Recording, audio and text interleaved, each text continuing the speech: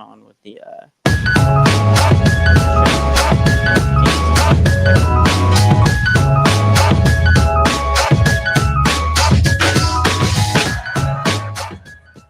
Hello, everybody, and welcome to the MSP North Show, brought to you by the Tennessee Highway Safety Office, where fans don't let fans drive drunk. I'm Brady McAtamney, and that is Blaine Keller. Blaine, how are you doing today? Yeah, it's been a pretty busy morning, a pretty stressful morning, but I think that's kind of the nature of the beast that comes with region basketball tournaments and spring sports starting to sneak their way up on us a little bit. But let's go ahead and jump right into the show today and kind of talk about the last remaining Robertson County basketball team, East Robertson. We bring in Jamie Nixon, head of East Robertson Athletics, Twitter, socials, all of those things. Jamie, joining us now. Jamie, how are we? Man, we're doing great. How you guys doing?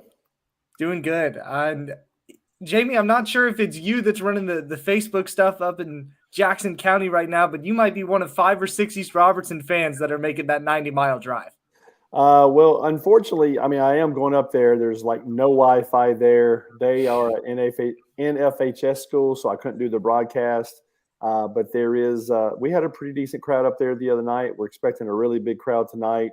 And Pickett County is a little bit closer than us. They had a huge crowd the other night against Joe Burns, and that game was a huge surprise to us. We really thought we would probably be facing Joe Burns. I did. I shouldn't say we, but Pickett County came in and got the job done for their team. And Jamie does a great job with East Robertson Athletics Facebook and Twitter and all those things, covering those broadcasts, covering those games throughout the season, both boys and girls. You mentioned that Pickett County Joe Burns game in the region quarterfinals, but first I kind of wanted to touch on, do you know why these games are at Jackson County? This isn't a school that's in the region altogether, so I was kind of confused as to why it's at Jackson County and maybe not a Pickett County or a Clay County. It was Red Bull and Springs time to host, and so they're not going to pick a school. You know, they could have said Clay, they could have said Pickett.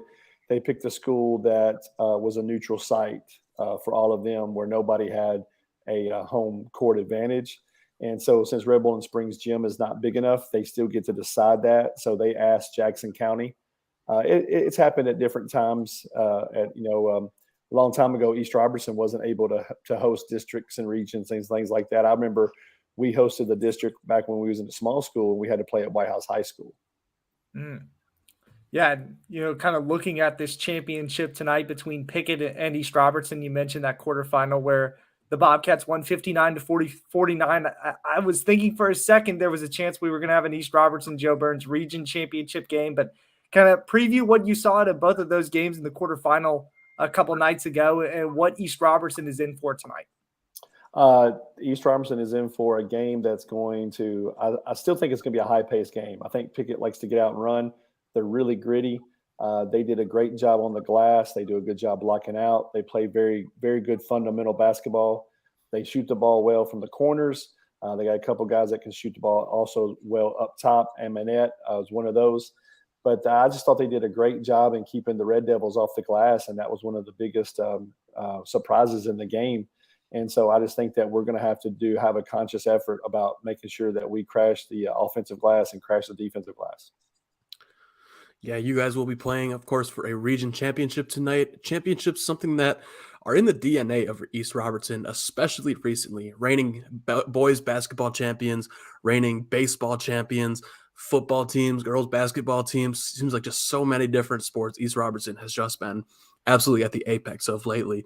Has there been a precedent like that at East Robertson, or is this kind of like a golden age for the Indians? No, actually, Coach Colley coached for 17 years. He took over there in 77. They had just went to the state tournament for the first time in 76. Or I might have those dates wrong. It might be 77 is when they went. He took over in 78. Anyways, for the 17 years that he coached, if you played for him at a small school from the time you was a freshman to you was a senior, there was only one player who didn't at least go to one state tournament. So we won the state championship in 83, 87, 88, 89, state runner-up in 92. They went to the state tournament 82, 83, 84, missed in 85, went to the tournament 86, 87, 88, 89. They went to the state tournament 92 and 93. And then of course they were in the state tournament during the COVID year. So just 2 years ago, we could be talking about 2 state championships in 3 years right now. So they were one of the top 8 teams back in the COVID year when it all got shut down. Yeah. Props to you for having that all off the top of your head, by the way. Well, Hey man, that's my job. Listen, that was people. It is a tradition. It is definitely what people live for up there for many years. The basketball team always was just a great thing. Basically they said if you was going to rob somebody, rob them on Friday nights, Tuesday, Friday nights, because that's when basketball games were happening. But everybody did that. Now we've seen a big shift with Coach Brooks in football, Coach Wicks in baseball, and so we're just we're very fortunate to have a lot of good athletes, have a lot of support from administration and the community. The community it just blows me away every time when the community just rallies around our student athletes.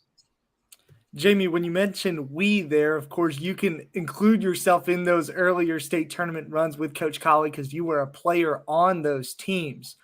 From a player's perspective, I wanted to kind of see how different or how similar Kurt Caton is, in your opinion, from what you've seen, to David Colley and what he did in those runs to the state tournament. I don't think you could find 2 opposite of coaches when it comes to deliverance of being a coach.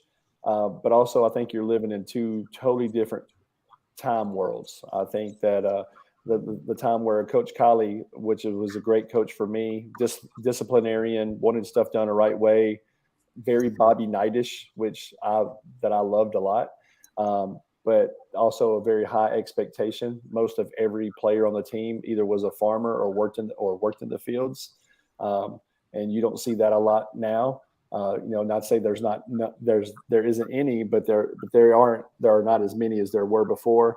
So you have a different work ethic, you have a different style player. So Kurt has to really deliver his style and deliver what he's trying to accomplish in a different way because you have different kids. Yeah, and looking over the last 3 years, I think that's a really great comparison there to draw those 2 and kind of see how far apart they are just based on the times that we're in now and the times that were, the 1980s or so. But going back to that 2020 year where East Robertson reaches the state tournament and COVID shuts it down, going to 2022 where they won the state championship last year and now where they have an opportunity to return. What has this team done over these last 3 or 4 years to put itself in this position? Well, you can't get anywhere or advance deep into the tournaments without hard work. I do believe that these guys have always seemed to hit a stride. Last year, they hit a major stride. 2020, they were hitting a stride. Coach Caton's first year, I do believe, Coach Neil Murphy was the bridge for 17, 18 years as well. And Coach Murphy was a player who played for Coach Colley, and then Kurt got to sit in under him. So you have 3 different coaches, but then you actually have what Kurt has done over the past 3-4 years is he's got the teams ready for the tournament. The other night, it was the first round of the region. We had came in second to Joe Burns, and I also do the introductions at the game. And so he came to me, he goes, I got one request. And I was like, what's that? He said, don't introduce us as the defending state 1A champions. He goes, it's a whole new season now. And I think that's a mindset. I think it's a mindset that we got to this point. Now we got to go earn it again. Nobody's going to lay down for you. Some really great stuff from Jamie Nixon, head of East Robertson Athletics, content creator at Nixon Pro Media. Jamie, really look forward to seeing whatever coverage you guys have coming up at Jackson County tonight, and can't wait to see you wherever we end up being Monday for the sectional. Well, I will tell you that I have to go outside to make updates. I will be. I only had my AT&T phone with me the other day, so I'll be carrying my Verizon as well. I couldn't find anybody that was a fan that had Verizon, so I'm hoping that Verizon has a little bit better service inside the gym, and I'll be doing some live updates. But yeah, I was having to go outside, make some posts at the quarters, and then come back in. So, Blaine, it's always a pleasure to sit down and talk with you guys. Brady, very nice to meet you for the first time, but really hoping that we that I speak into existence when we win. We'll have a home game for the sub-state, which now you guys call the sectionals, Monday night. But even if the ball doesn't bounce our way, last year last year we went on the road to Van Buren and we won the sectional, and we went on to win the state tournament. So we know a lot of things can happen right now, but we would love to win tonight and come back home to our community. Either way, we'll see you Monday. So keep us updated with updates, and we'll talk soon, JB. Thanks a lot, guys. Thank you, Jamie. Appreciate Best it. of luck. We are going to take a quick break. When we come back, we're going to be headed to Montgomery Central to talk a little baseball with the legendary Todd Dunn. We'll be right back.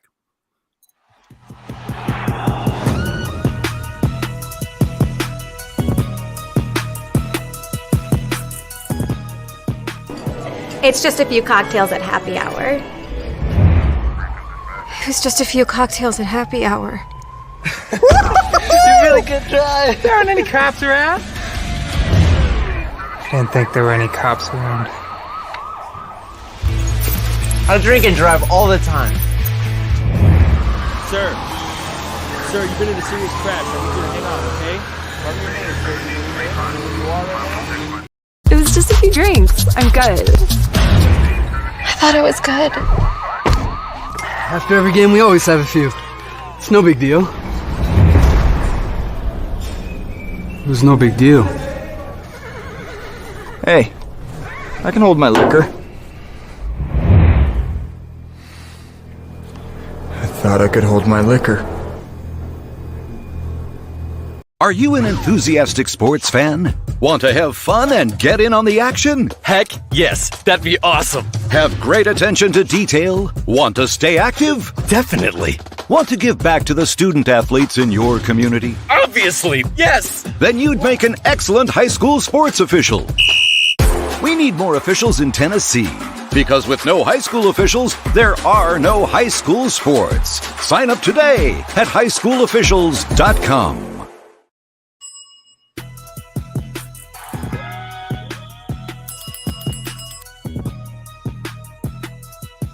Welcome back to MSP North, brought to you by the Tennessee Highway Safety Office, where fans don't let fans drive drunk. We welcome in now Todd Dunn, head baseball coach at Montgomery Central High School. Todd, how are you doing today? I'm doing pretty well. Had a little technology glitch with a computer, but that's probably best for everybody because now you don't have to look at me. Whatever you say goes, Coach. We're just glad to have you here, whether it's with your face or not. I appreciate y'all. Of course. So, first thing I want to talk about is, something a little fun. I know baseball is fun too, but you guys had a chili cook-off over the weekend, a nice little fundraiser with the baseball team and the softball team. Tell us a little bit about that and how that went. Well, we're always looking to raise money. That's what all high school programs have to do. And I had a very good parent who said, "Let's have a chili cook-off." And I said, "That's good. I don't know much about it. You have to handle it." And he did. And we really like doing things with our softball team out here because, we're pretty close-knit. And I think it's just cool to have all the baseball, softball players and parents, community come out. And we had 15 people who joined it this year. And we just had a great time and, made a couple $1,000. So it's just a win-win for everybody. And Coach, I'm a big fan of chili, being from Texas, big chili guy. And I got to ask just the ratio of chilies that you had that had beans and did not have beans. There's a wide range of chilies here. I'm a no beans guy. Was the winning chili one with beans or without? To be honest with you, all the top two winners, all their chili was gone before I had a chance to eat. Because I was like the last person of the day after the scrimmage eat. There was only one bowl left. We about sold out of it. So I'm not sure, but, Tennessee is a little bit different than Texas. So, I'm a bean guy, and I think most of them had beans in them. Well, if they were running out that quick, then probably means they were at least pretty good. Beans or no beans? Right. I understand. Sour cream, cheese. Yes. Maybe some we had all the fixings. Yes, we had those too. So perfect. That's how you do it. Chili good day. Montgomery Central. You know how to do it, man. Now let's talk Yes, about some sir. baseball. As fun as it is to talk about Chile, Oh, let's yeah. talk baseball. You guys obviously had an impressive state run last year, but you were going to have to replace, Yes, sir. I believe, either 3 or 4 of your top pitchers. Now, of course, pitching very important, especially in the high school game. Do you guys have Right. some guys that you think might be able to eat some innings for you? Well, you're right. Our top 3 pitchers who threw about 75% innings last year. They were just phenomenal. And we lost them and just one other regular day player. So we got a lot of kids coming back, but you can't replace that. And that's what I've been with the most. But with all the other squads, 3 is already pitching fine. I'm worried about the detail. I don't think we're in last year. That's happy, but I think our is allowed the game. We could the defense and hit a little bit. Coach, you were breaking up a little bit there. I think we might be a service thing. Try. Yeah, I may just walk outside because can you hear me now? Yeah. You want to just kind of repeat what you were going over there? We lost the 3 really good pitchers last year, and they're hard to replace. But we have some kids who had experience last year, and I was really worried about them early. But after 3 scrimmage games and some inter squad games, I feel really good about our pitching. Perfect. Yeah. Am I still breaking up? Nope, you were good. But so like I said, you guys got to state last year. I know maybe some people weren't expecting you to get that far, but I know that confidence is key, and I'm sure you guys knew you could get there all along. And I'm sure you probably feel like you can do that this year. What are some of the keys for you guys trying to get back to Murfreesboro? Well, you already talked about the biggest key is those pitchers, and I really think we got the pitchers to get back. We just got to hit better and play a little defense. We returned 5 of our top 6 hitters from last year. So I hope that's going to be a plus. And to be honest with you, like last year, we played a heck of a schedule. I just looked at the rankings, and we played number 5, number 6, number 7, and number 8 teams in 4A in the regular season. And we also played number 1 team from 1A. So towards the end of the year, when we get to the terms and stuff, we're battle tested, and I think that really helped us last year, and I'm hoping it'll help us this year. Coach, most heads of programs, when you kind of ask them about that TBCA poll, the Tennessee Baseball Coaches Association poll, maybe they kind of brush it off and say, well, that doesn't bother us that much. But evidently you've looked into it a little bit here, and I'm sure you saw that Montgomery Central wasn't listed in the top 10 teams in the 3A preseason poll. Just kind of curious for your reaction on that. I tell you what, y'all pretty smart. I do have a reaction, and I use it. Last year when we made it to the regionals, every game we played in the postseason, we were underdogs. And everybody said, we were going to lose because of our record and everything. And we just, we beat team after team after team, to get to the state. And the 2 games in the state we lost, but they were tight games. We could have easily won them. And what I tell my players is those polls really don't matter too much, but they're kind of a show of respect for the previous year. And for us not to be listed in it, it's kind of, again, kind of like last year, not giving us any respect, because those polls are kind of based on what teams did the year before, to be honest with you. So in reality, they're not that important, but I'm going to use that, like I did last year, that everybody is already counting us out again, I don't know if you guys got a bulletin board, a whiteboard, a blackboard, but I can imagine that might be going up on it. Well, I just, we play the top teams, and it just seems like, every year certain teams, there are a lot of great teams out there. And so, I use what we can. I don't, it's really weird. I don't mind not being in the polls and everything. But again, I do think it's a lack of respect a little bit for our program, and I think we got a really good program here. I remember the last time we were in the state tournament, they did the next year. We were ranked fourth in preseason, and I knew that really wasn't going to happen. And of course, that ranking went away real quick. So, the rankings really don't mean much. It's about the programs. And that's a little bit of why I feel disrespected about that. Well, I look forward to seeing you guys go out there, play with a little bit of fire, and hopefully prove them wrong. Todd, thank you so much for joining us today. Baseball season really only about a week and a half away, so we can't wait to get going.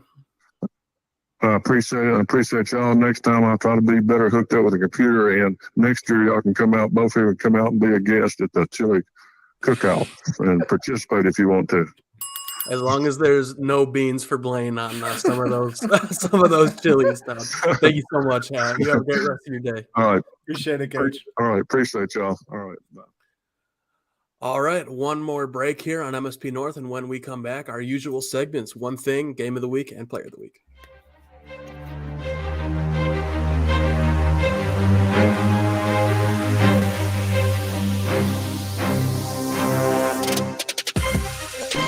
It's just a few cocktails at happy hour. It was just a few cocktails at happy hour. You really good drive. There aren't any cops around. I didn't think there were any cops around. I drink and drive all the time. Sir, you've been in a serious crash. I need you to hang on, okay? Cover your nose. It was just a few drinks. I'm good. I thought it was good. After every game, we always have a few. It's no big deal. It was no big deal. Hey, I can hold my liquor. I thought I could hold my liquor.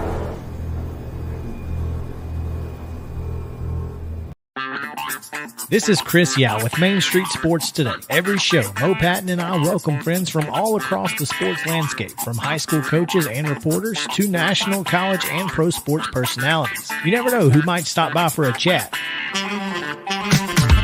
AP Tennessee Sports Editor, three-time Tennessee Sports Writer of the Year 2020 TSWA Hall of Famer. She covers the Titans, the Predators, the Grizzlies, college football, and hoops.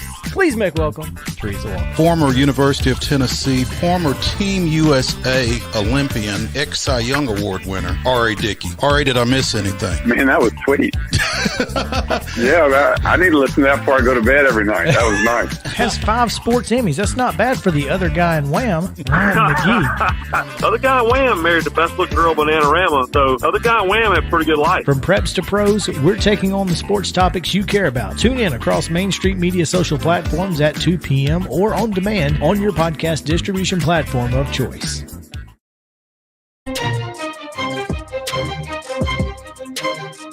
We're back on Main Street Preps North, brought to you by the Tennessee Highway Safety Office, where fans don't let fans drive drunk.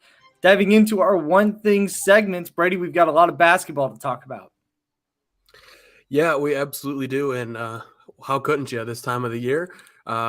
Last night, the Clarksville girls won the Region 7 4A championship, their first region championship win in 6 years. So cool stuff going on at Clarksville High. It was a very close game against Dixon County. Amari Berry had 13 points, which very low for her. I know it's a good game for a lot of players, but that's less than half of her season average. So Dixon County did a good job of guarding her. Her teammates stepped up, and because of it, they're region champions and will host Whitehaven on Saturday. Girls basketball in Robertson County not as fortunate to reach the region championship or even the region semifinals for that fact. Girls basketball ended in the county in the region quarterfinals. Greenbrier was the only team to make it past that first round of the region, I suppose, that quarterfinal there. East Robertson dropped a game. Springfield dropped a game. And then, of course, Greenbrier made it past Hillwood. We talked with Brianna Gillen last week, and then on, I believe it was Tuesday, they dropped a decision to Central Magnet, who fell in the region championship. So girls basketball over in the county. Let's talk a little bit of rankings. Our boys Fab 15 at Main Street Preps, Clarksville Academy, and Rossview, both there in the top 10. Of course, both teams will be playing today. We'll get into Clarksville Academy's game in a minute here. The Clarksville girls are ranked on the girls Fab 15. And also in baseball, TBCA, Rossview boys are ranked number 5 there. Talking a little bit more on the TBCA, lots of Robertson County representation there. East Robertson's been a bit of a staple these last 2 years, of course, winning the state championship will do that for you. They are ranked 10th in the Class 1A preseason poll. White House Heritage, who made it a couple of rounds into the 2A tournament in their first go at things last year, they're ranked 9th. Greenbrier ranked 7th after missing the state tourney last year. So how about that? We got one team in each of the A's. We got Robertson EA. It's in the game. East Robertson is 1A, White House Heritage in 2A, Greenbrier in 3A, Rossview in 4A. So how about that? Nice. That's a little satisfying ladder there for you. Speaking of Rossview boys, they're facing Dixon County tonight in the Region 7 4A championship. Rossview is looking for its first ever region championship. Of course, that would mean they get to host a game on Monday. You know that they're absolutely looking for that with dreams of getting to state. So that will be a big one. A bit of the Chance Martin revenge game, right? Going from Dixon County to Rossview, now facing them in the region championship. I think that's right. A little bit of a storyline for both sides, I guess. We talk region championships. This one's both my one thing and my game of the week. We've got the last Robertson County team remaining, East Robertson versus Pickett County in the Region 4 1A championship. Should be an exciting game. The Aminette twins from last year, I believe one of them still there. If not, it's a younger brother or something like that. And then East Robertson, we've talked about them all year. You can name 3 or 4 Groves on the team, and they're likely averaging 7 or 8 points. Should be a fun one, and the best part about it is that their season doesn't end from there. Absolutely. You talk to coaches after those region semifinal games, and they're excited to get to the championship, but they're even more excited to have 2 more games instead of just 1 more game. So that's always a fun time. My game of the week, how about some Clarksville Academy? They're playing in the Final Four today. I'm actually going to be hitting the road here in about an hour for Cookeville. They're going to be playing Good Pasture in the Final Four. So, of course, a great rivalry there in D2A, arguably the top 2 teams in D2A this season. So they're matching up in the Final Four. They've already played 3 times this season. Every game has been decided by double digits, with Clarksville Academy winning 1, Good Pasture winning 2. We'll see if the Clarksville Academy Cougars, I was going to say Cougars, but they're both the Cougars, if Clarksville Academy can even the score and win the biggest matchup. Here's your prediction from resident Cougar expert Blaine Keller. 1 Cougar will win tonight. And another Cougar, you're an expert in Cougars, you say? That I guess. I mean, I can't say expert in Clarksville or expert in Good Pasture. What kind of Cougars exactly? You got me there. I don't think I can name a single type of cougar. Yeah, I'm thinking. Is there I'm more than one type? Brady really got Brady put you in a corner. Yeah. That was nice. Yeah, Justin gets the joke. Justin gets it. I went right over my head. I was still thinking animals there. That's okay. You have a life. I'm just kidding. Player of the week in Robertson County, I really don't have anyone, unfortunately. We'll really look to see who wins that East Robertson Pickett County game in the region championship, but every other team's lost in their games this week. White House Heritage to Fairview, Joe Burns to Pickett County, Greenbrier girls to Central Magnet. It's just like it was last year. There weren't too many wins this time of year to go around in the county area. So, Brady, why don't you tell us a little bit more about your player of the week to close us out? Yeah, my Cougar, actually. It's Eddie Ricks III. I'm sure you guys are familiar with that one by now because it's either been him or Amari Berry for player of the week. It feels like half the weeks. But, I mean, he had 31 points in their Elite 8 win over Sacred Heart. So how could he not be? I mean, just a dominant effort. My mom was actually here in town watching, and she was thoroughly impressed with his game. She's a basketball fan, and she was thoroughly impressed with Eddie Ricks and Clarksville Academy. So my player of the week and hers.